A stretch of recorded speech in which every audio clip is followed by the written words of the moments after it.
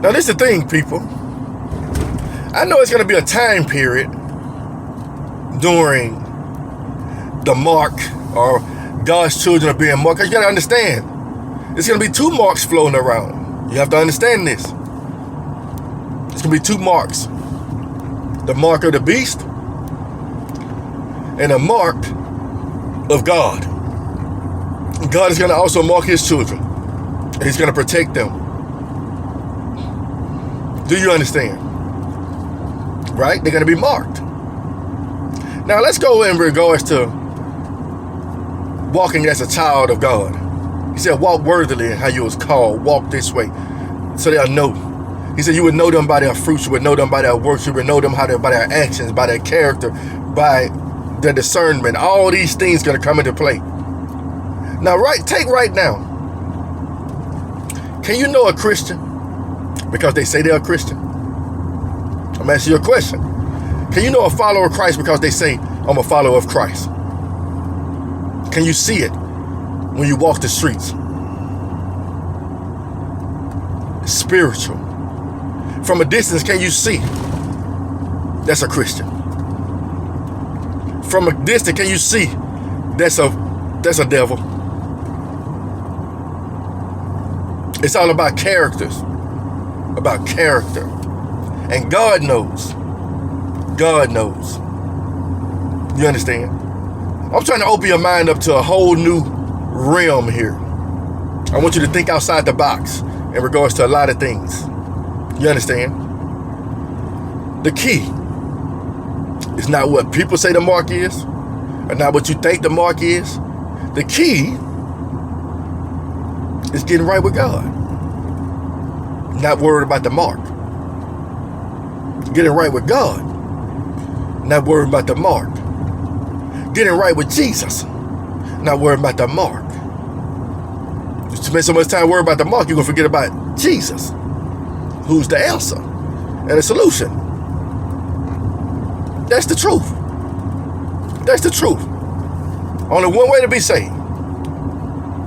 You think, well, I'm going to know the mark coming, but I don't know Jesus. So I'm going to avoid the mark. And as long as I know what the mark is, it's a vaccine, so I'm not going to get the mark. But I don't know Jesus. I'm being sarcastic here. I'm being sarcastic. Real talk. Open your mind up.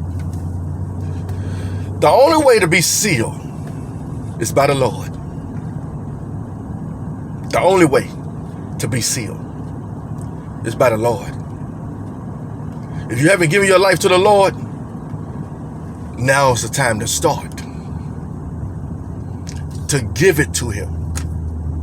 To give your life to the Lord.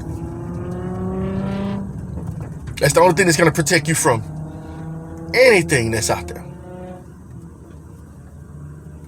And the thing is, am I saying, as a Christian, you're going to live through everything? No. The Bible talks about he's going to take some before. Some are not going to even see that dreadful time. Some are going to be taken before that. Right? They're going to be taken before that. They're going to be resting, and some are going to be taken before they're going to be put to sleep. Before any of that stuff happened. Some are. Some aren't. You got to think about things like that, people. So what am I telling you today? Get right now. Get right now. Don't wait till the last minute. The last minute might be too late. Last minute. I'm a last minute shopper. Don't get me wrong. I am. Not really. Because I don't really indulge in the holidays that much anymore. So I shop accordingly. But the best way I'm going to look at it is when I used to be a last minute shopper.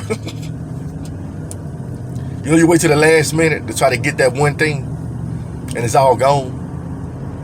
There were some last minute shoppers in the Bible. In the story where Jesus told about the lamp and the oil. And some women, they had their lamp full.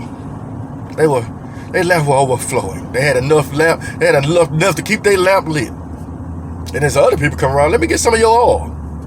But I only got enough oil for myself. That sounds very selfish. Basically, I can only get myself right.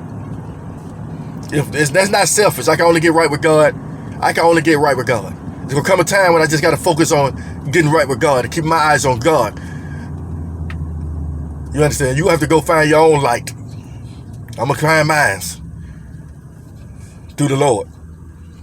But he turned them away. And the ones that left, the king came. The husband came.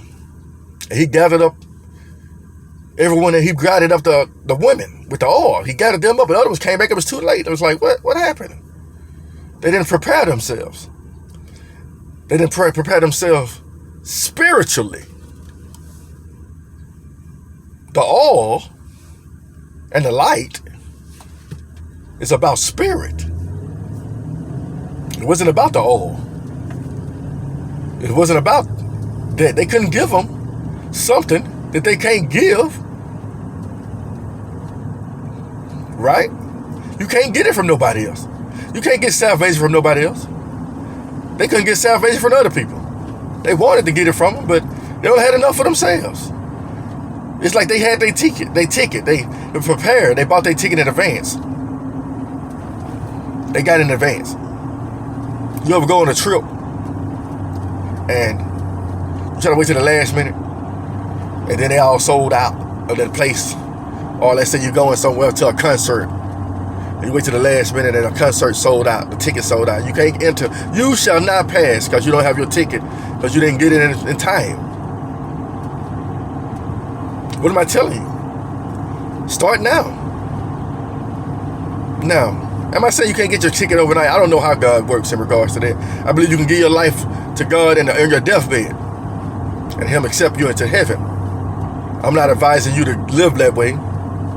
I believe it's possible, but I believe some people have lived their lives so long and upon their death, and God gave them enough chance because they were already called, and they probably was a good people that just been through some hard times, and on their deathbed, the Lord came and rescued them.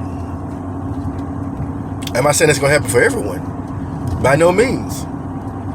I don't think it works that way. You understand?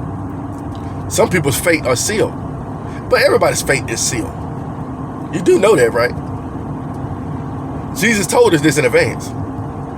I know who my children are, and my children know me, and I know my sheep by name. I know them, and they know me. So, if you don't know Jesus now, how can you say you're his sheep? Or you can wait. I'm gonna wait. I still got, God ain't done with me yet. I got some few sins I gotta get out.